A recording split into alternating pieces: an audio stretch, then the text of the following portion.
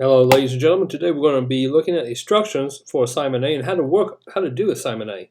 So this is all based on the periodic table. As you can see, here is one of the periodic tables with everything listed, and we're going to focus on the electrons. And let me make sure I get my pen so I can write on this. Let's see, purple. And so we're interested in mainly the column numbers. And this is the new one, but the old one actually makes a little bit more sense because this is going to be 3A, 4A, 5A, etc. And this is what we're going to be looking at to figure out how many valence electrons we need to add around our chemical symbol. This is for those dot structures. And this assignment A, we're just looking at just the electrons around the atom, nothing else. So these are unbounded atoms. And we're going to focus on basically the first two columns. Ignore these and these columns. I want you to fill everything out. So this is what you're going to get.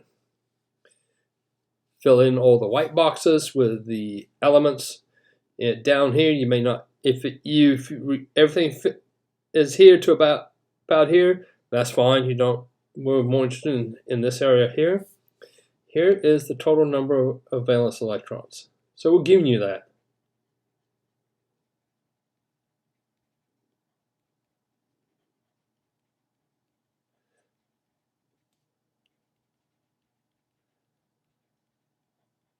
And all you need to do is put the element in each box and the appropriate symbol. Or if you want to submit to me a sheet of paper with the elements that we're looking at, that's fine. So we want you to fill this table out. I'm going to give you 3.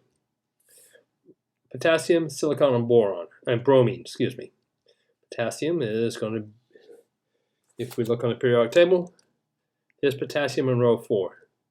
1, 2, 3, 4. So here's potassium. Now bromine is over here, still in the 4th row, but it's over near the end. So this is bromine. And silicon, 3rd row. And yet, so here are the 4. I'm going to move down here. So potassium has 1 valence electron.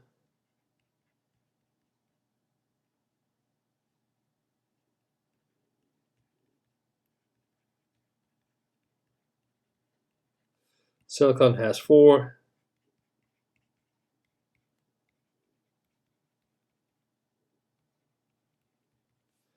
And bromine has 7.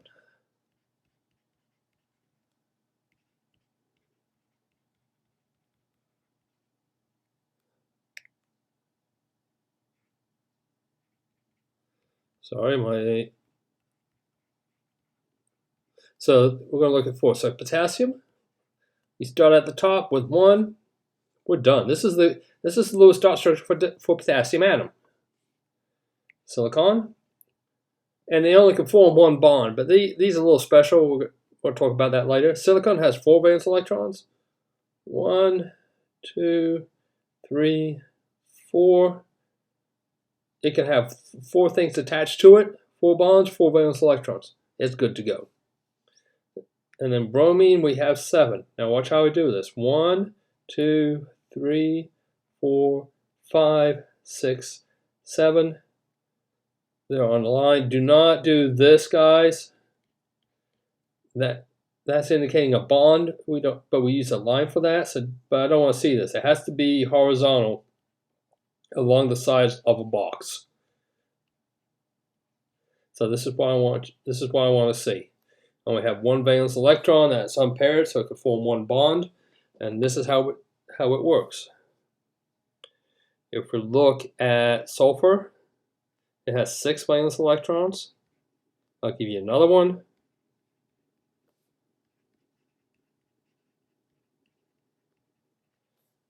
Sulfur, 1, 2, 3, 4, 5, 6, has 2 unbonded, unpaired electrons, so it can form 2 bonds.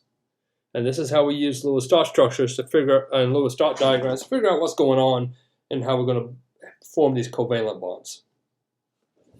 So when you're working on this, use the table, look for trends going up and down the table, and that's it. If you have any questions, get a hold of me. Thank you.